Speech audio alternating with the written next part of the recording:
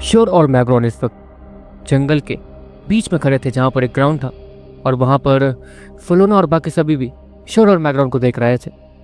Sure और मैग्रॉन उन दोनों ही के चारों तरफ एक हरे रंग की प्रोटेक्टिव फील्ड आ गई थी जो कि इन्हें घेरे खड़ी थी। मतलब अगर वो लोग लेवलअप करेंगे तो वहाँ पर कोई तबाही नहीं होगी। देखते देखते श्योर पहले उस लाइट से बने हुए नीडोकोर लिक्विड को अपने नीडोकोर में धीरे धीरे इंजेक्ट करता है और देखते देखते श्योर की आँख और पूरी बॉडी धीरे धीरे चमकने लगती है। और श्योर जिस प्रोटेक्टिव फील्ड के अंदर था वो फील्ड उसके अंदर उससे रोशनी भर जाती है। वहाँ पर श्योर दिख भी नहीं रहा था। दूसरी तरफ मैग्रॉन उसकी ताकत भी धीरे धीरे बढ़नी शुरू हो जाती है और उसके बॉडी से भी रोशनी निकलनी शुरू हो जाती है। इसके बाद देखते ही देखते जब वहाँ से वो रोशनी गायब होती है तो श्योर और मैग्रॉन अपनी आंखें पकड़ के खड़े थे क्योंकि उन दोनों को उस रोशनी में कुछ दिख नहीं रहा था। और तो और उन दोनों की ताकत भी बढ़ गई थी। वो जेब्रॉन लेवल 4 पे पहुंच गए थे। ये लेवलअप करना तो सच में बहुत ज़्यादा मुश्किल है। श्योर इतना कहता है और उस लावा वाले नीडोकोर लिक्विड को देखता है। अब इसकी बारी, इसे इस्तेमाल करूँ या नहीं? इसे इस्तेमाल करने के बाद हम दोनों जल तो नहीं जाएंगे ना? श्योर मैग्रॉन से कहता, अच्छा ठीक है काम करो, ये मुझे दे दो। मैग्रॉन श्योर से कहता, अरे तो मतलब अगर तुम भी इसका इस्तेमाल करोगे तो इसका इफेक्ट तो मुझसे पड़ेगा ही। श्योर मैग्रॉन से कहता। दूसरी तरफ फिलोना और वो डीमन वो बहुत ज़्यादा हैरान थे। यकीन नहीं होता दिव्य कला सच में इन दोनों के पास है। हाँ वैसे वो तो मैग्रॉन है, मैग्रॉन गॉड, तो ये बात थोड़ी हैरानी वाली तो नहीं है, लेकिन उसने इस लड़के के साथ उस दिव्य कला का इस्तेमाल किया, ये थोड़ा हैरान कर देने वाला है। लेकिन ऐसा क्यों? वो डीमन फिलोना को देखते हुए कहता, क्योंकि ये स्पेशल है। लेकिन मैग्रॉन को कैसे पता कि ये स्पेशल है? ऐसा भी तो हो सकता है कि ये दोनों अनजाने में मिले हो, किस्मतें इन दोनों को मिलाया होगा। जहाँ तक है, क्योंकि जहाँ तक है मैग्रॉन गॉड के बारे में तुमने जितनी चीज़ें मुझे बताई उस हिसाब से मैग्रॉन गॉड इतना ज़्यादा फ्रेंडली तो कभी नहीं था। वो गुस्सेल और बहुत खतरनाक किस्म का गॉड था, है ना? फिलोना उस डीमन से कहती और वो डीमन अपने सर को हाँ मिला देता। हाँ सच का, जितना मैंने इस मैग्रॉन गॉड के बारे में सुना उस हिसाब से इसने तो जनरल डार्क को भी बहुत ज़्यादा टक्कर दे दी थी।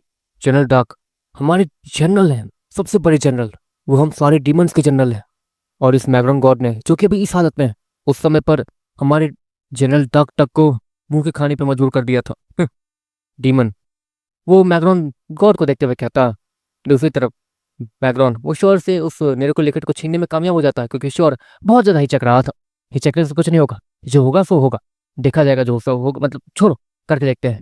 मैग्रॉन इतना कहने के बाद उस नीडोकोर लिक्विड को अपने नीडोकोर में इंजेक्ट करना शुरू करता है और देखते ही देखते पहले 1-2 मिनट तक तो सब कुछ नॉर्मल रहता है। सब कुछ नॉर्मल है लेकिन हमारी ताकत भी नहीं बढ़ रही है, ऐसा क्यों? श्योर मैग्रॉन से कहता, चुप रहो, मुझे ध्यान लगाने दो, कुछ तो हो रहा है।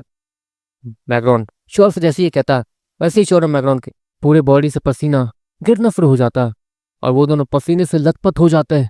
श्योर और मैग्रॉन चुपचाप जो भी हो रहा था उसे देख रहे थे। देखते ही देखते श्योर और मैग्रॉन के पाँव के नीचे बहुत सारा लावा दिखना शुरू हो जाता है, जिसके कारण उन दोनों के कपड़े धीरे धीरे जलने लगते हैं। अरे यार ये तो हमारे कपड़े जल रहे हैं। श्योर मैग्रॉन से कहता, अरे पहले हम लोग जिंदा बचेंगे या नहीं वो देखो ना। मैग्रॉन गर्मी को सहते हुए कहता। देखते ही देखते उन दोनों के बॉडी के अंदर जो ब्लड था वो लावा जैसा दिखना शुरू हो जाता है। ये हमें नुकसान नहीं पहुंचा रहा है लेकिन हमें दर्द हो रहा है। श्योर मैग्रॉन से कहता और फिलोना की तरफ देखता, इसमें मैं तुम्हारी कोई मदद नहीं कर सकती हूँ, ताकत को अगर बढ़ाना है तो तुम्हें ये सब सहना ही होगा।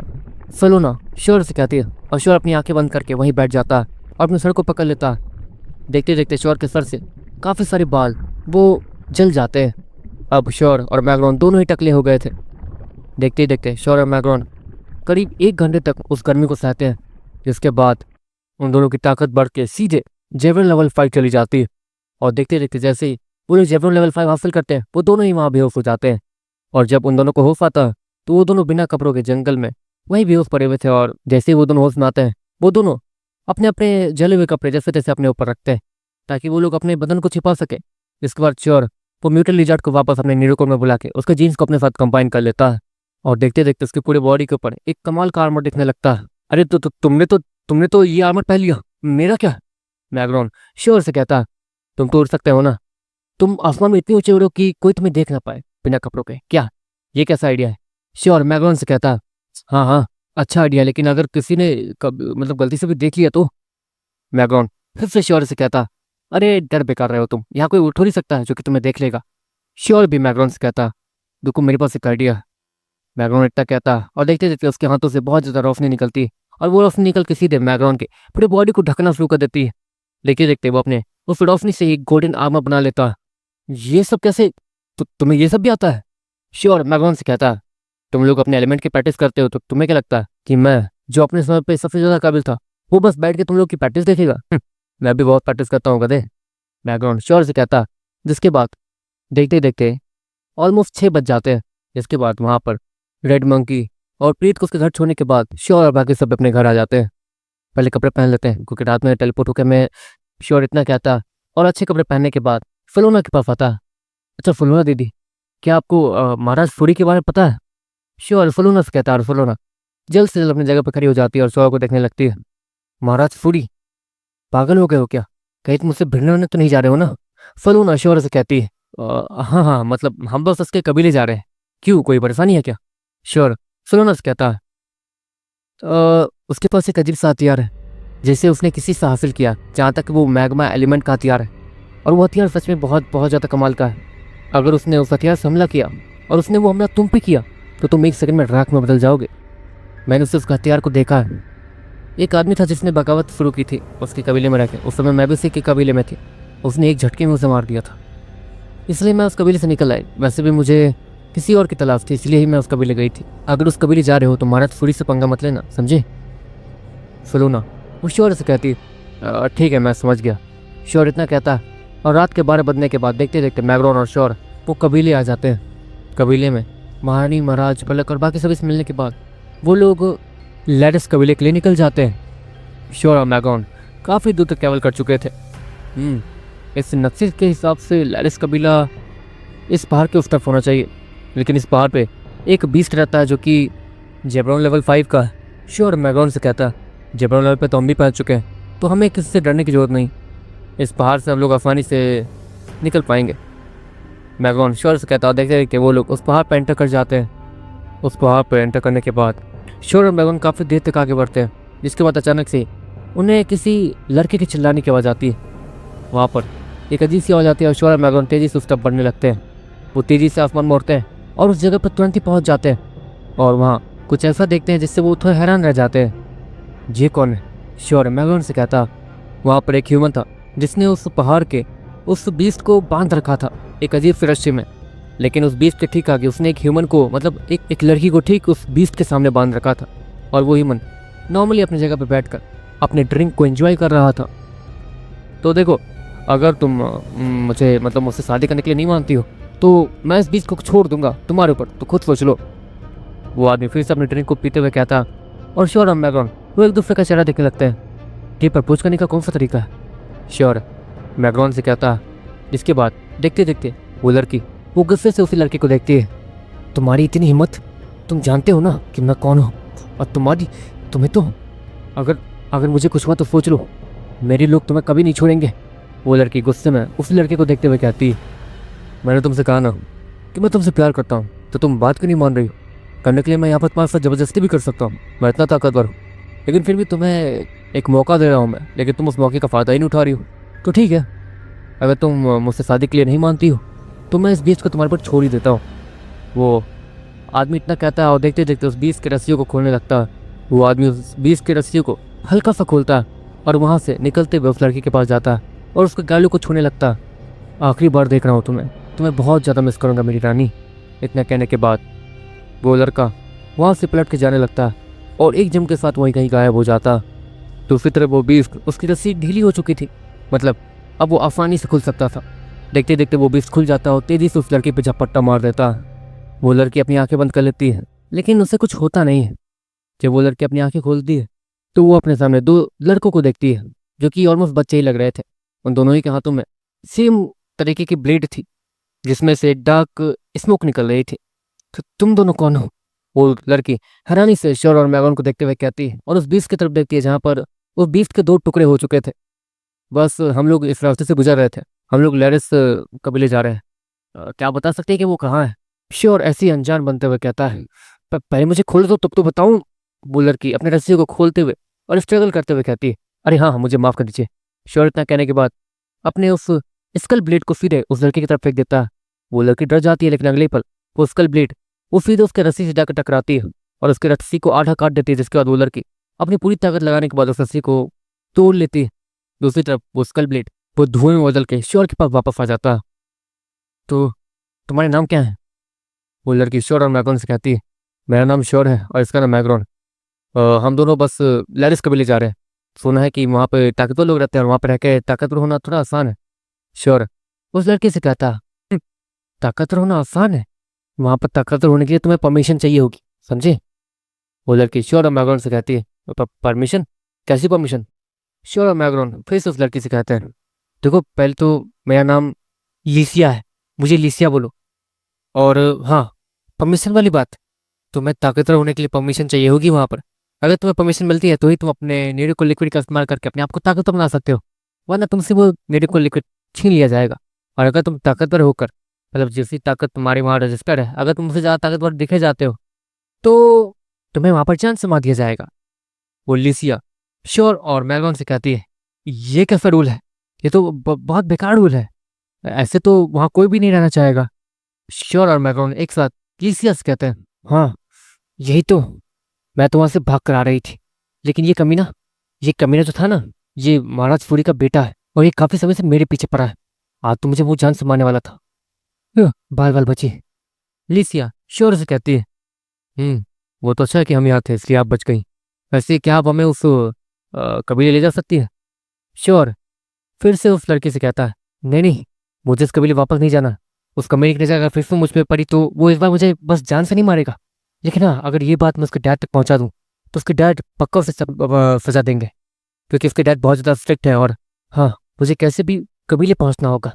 तुम लोग भी तो कबीले ही जा रहे हो और तुम लोग देखने में ताकतवर भी लग रहे हो, तो तुम मेरा साथ दे सकते हो। अगर कोई मुझे तंग करे तो मेरी मदद कर देना बस, मतलब उस महाराज फूरी के बेटे से मेरी मदद करना।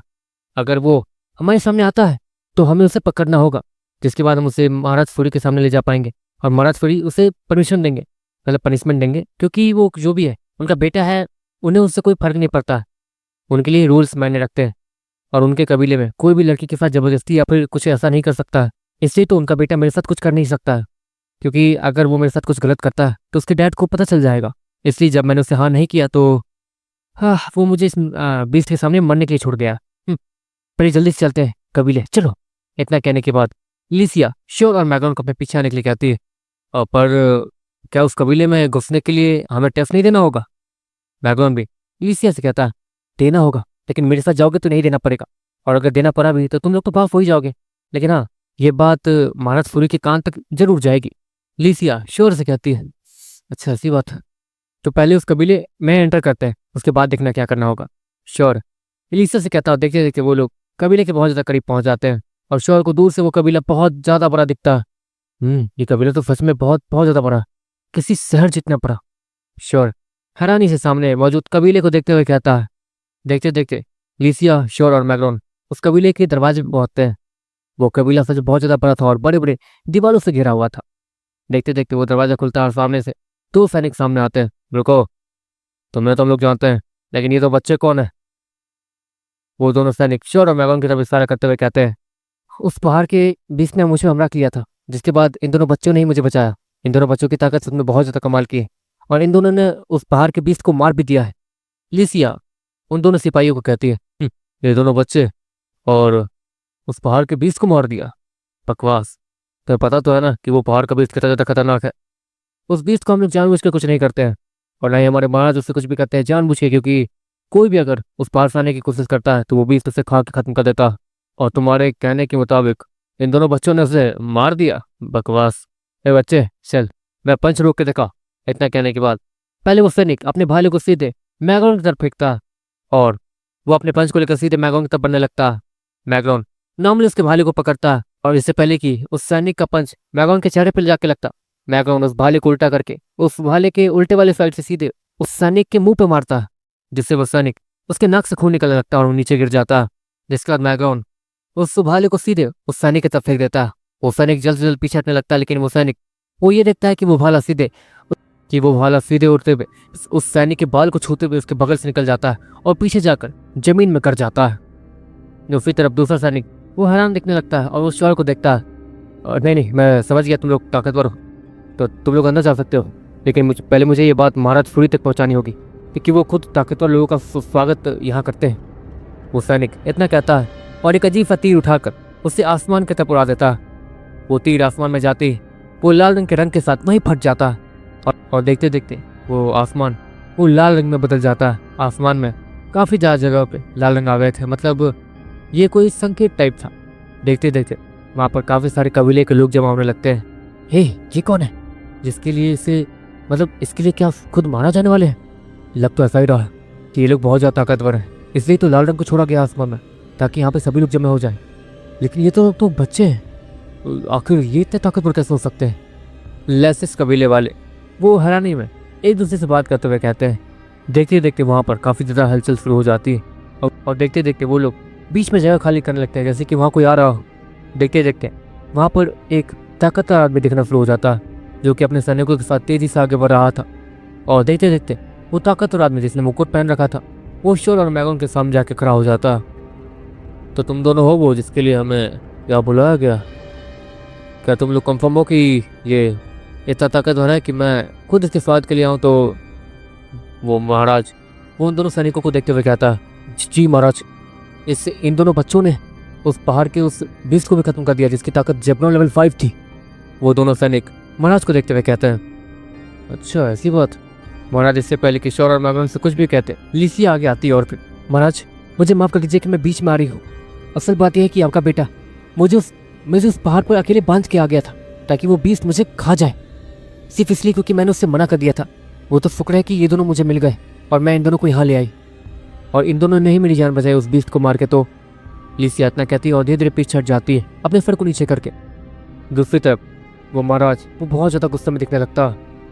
कहाँ है फरोज, कहाँ पर है, बुलाओ इसे। इतना कहने के बाद वो महाराज पीछे देखते हैं जहाँ पर उनका बेटा फरोज वो वहीं पे खड़ा था। पिताजी, मतलब ये लड़की झूठ बोल रही है। फरोज वो अपने डैड से कहता है, अच्छा वो झूठ बोल रही है, तुम्हें अच्छे से पता है ना कि मैं सच और झूठ आसानी से पकड़ लेता हूँ। इतना कहने के बाद वो महाराज अपने बेटे के पास जाता है और उसे 2 थप्पड़ लगाता है जिसकी वजह से उसके बेटे का चेहरा और हुलिया पूरी तरीके से बदल जाता है। मुझे माफ़ कर दो बेटा, मुझे नहीं पता था कि ये ऐसे हरकत करेगा। वो महाराज लिसिया से कहता है, नहीं नहीं महाराज, आप मुझसे माफ़ी मत मांगिए, बस इसे संभालिए क्योंकि ये आज मेरे साथ ऐसा कर सकता है तो किसी के साथ भी। वो लड़की महाराज से कहती है, ठीक है आप दोनों हमारे मेहमान हैं, ताकतवर लोगों का यहाँ पर अच्छे से स्वागत होता है। वैसे मैं खुद देख के हैरान हूँ कि आप दोनों इतने छोटे से उम्र में इतने ज़्यादा ताकतवर हैं, लेकिन क्या हम लोग आपके ताकत का एक नमूना देख सकते हैं? क्योंकि हमने आपकी ताकत का एक भी नमूना नहीं देखा है। वो महाराज इतना कहता है और श्योर और मैग्नो से थोड़ा पीछे हट जाता है। श्योर उसे पता था उसे क्या करना है, वो उस नॉर्मली आगे आता है और वो दोनों हाथों को आगे करता है जिसके बाद उसके हाथों से बहुत सारे थंडर्स निकलते हैं और वो देखते देखते एक बड़े से ठंडर चिड़िया का, मतलब ठंडर बर्ड का रूप ले लेती हैं और आसमान में उड़ते हुए चली जाती है और फट जाती है जिसके बाद आसमान में बिजली फैल जाती है। थंडर एलिमेंट, क्या क्या क्या बात है, आप तो हमारे बहुत खास मेहमान हैं, आइए अंदर आइए। इतना कहने के बाद वो श्योर और मैग्रोन को इज्जत के साथ अंदर ले जाने लगता है। मैग्रोन ने भी अपनी लाइट वाले एलिमेंट को दिखाया था जो कि अजीब सी रोशनी थी और वो रोशनी एक तरीके से प्राचीन एलिमेंट माना जाता है जिसके बारे में किसी को भी नहीं पता। अजीब बात है, ये मारा तो थोड़ा अच्छा लग रहा है, जैसा कि लोग इसके बारे में कहते हैं ये वैसा तो बिल्कुल नहीं लग रहा। बैकग्राउंड श्योर से कहता है, तुमने सही कहा, लेकिन तुम अगर एक गॉड हो और ऐसा कोई तुम्हारे साथ बिहेव करता है तो तुम क्या सोचोगे उसके बारे में? बैकग्राउंड श्योर की बात सुनने के बाद वो कुछ सोचता है, ये बस हमें अपने साथ शामिल करना चाहता है क्योंकि हम लोग ताकतवर हैं और ताकतवर लोगों के साथ दोस्ती करने में कोई बुरा नहीं। ताकतवर लोगों को दोस्ती का हाथ बढ़ाने के बाद क्यों उन्हें, मतलब उससे अपना काम करवाता होगा। मुझे जहाँ तक लगता है ताकतवर लोगों से दोस्ती करने के बाद लोग अपने आप को ज़्यादा सेफ फील करते हैं, तो बिल्कुल वैसा ही है। बैकग्राउंड श्योर से कहता है। इसको बाद देखते देखते वो महाराज वो श्योर और मैगोन का अच्छे से स्वागत करता है और श्योर और मैगोन को पर्सनली आधा कबीला भी घुमाता। जिसके बाद श्योर और मैगोन थक जाते हैं। ठीक है नालायक, जा इन दोनों को अच्छा सा कमरा दे और इनका ख्याल रखना, समझा? वो महाराज अपने बेटे सरोज से कहते हैं, जी पिताजी। वो राजकुमार सरोज वो अपने पिताजी से कहता है और श्योर और मैगन को हल्का सा गुस्सा से देखने के बाद वो अपने पिताजी की तरफ देखता है जहाँ पर वो उसे ही गुस्से से देख रहे थे। इसके बदले में वो अपने सर को नीचे कर लेता है, पहले जाकर उस लड़की से माफ़ी मांग, समझा, सभी के सामने। इतना कहने के बाद वो महाराज चले जाते हैं और राजकुमार सरोज वो जाके लिसिया से माफ़ी मांगता है, लेकिन लिसिया से माफ़ी मांगते समय भी उसकी आंखों में गुस्सा साफ साफ दिख रहा था और वो लिसिया को गुस्से से देख रहा था। जिसके बाद अचानक से इसके चेहरे पर स्माइल आ जाती है, वैसे हम लोग पहले मिले नहीं, वैसे मेरा नाम सरोज है, मैं यहाँ का राजकुमार हूँ, आपको किसी भी तरीके की परेशानी आए तो आप मुझसे कह सकते हैं। वो फरोज झूठ मूठ की स्माइल के साथ श्योर और मैग्राउंड से कहता। देखो गाइज, मैं आप लोगों को एक बात बताना चाहता हूँ। आप लोग कमेंट बॉक्स में जाना, ठीक है? ये बात किसको बताई नहीं है मैंने अभी तक, ठीक है? मैं जैसा करता हूँ बस वैसा फॉलो करना, ठीक है? वो उस बात को कमेंट बॉक्स में जाना, एक नॉवल का नाम लिखा होगा वहाँ पे, ठीक है? उस नॉवल के नाम को वेब नॉवल ऐप को सर्च करके डाउनलोड कर लेना, ठीक है? वेब नॉवल ऐप पे जाकर उस नॉवल को सर्च करना एंड उसे हर दिन जाके पावर स्टोन दे दिया करना। हर दिन 2 पावर स्टोन दे सकते हो, ठीक है? तो जाके हर दिन पावर स्टोन देना, क्योंकि इन फ्यूचर उस नॉवल को बहुत ज़्यादा फेमस करना है। एंड वो नॉवल पता चल जाएगा कौन सा है, जाके चेकआउट कर लेना, ठीक है? अभी मैं कुछ रीजन वगैरह नहीं बता सकता हूँ बस, ठीक है? बस जितना कहा उतना कर दो एंड वेब नॉवल पे वहाँ पावर स्टोन देने के बाद आप लोगों का नाम टॉप पे रैंकिंग में दिख सकता है, ठीक है? एंड जिन लोगों का नाम भी वहाँ रैंकिंग में दिखता है टॉप पे, उन लोगों का नाम पता नहीं फेमस हो जाता है, ठीक है? एक तरीके से वो लोग भी अगर इन फ्यूचर नॉवल लिखते हैं तो उन लोगों का भी नाम बन जाता है, ठीक है? और ये नॉवल मुझे फेमस करना है, कुछ भी हो जाए, हेल्प करना है जैक का, ठीक है? तो चलो गाइस, मिलते हैं नेक्स्ट वीडियो में। Tata bye bye see you. And novel का नाम डिस्क्रिप्शन में लिखा हुआ है, वेब नॉवल पे जाके उस नॉवल को सर्च करना एंड पावर स्टोन देना। बाय।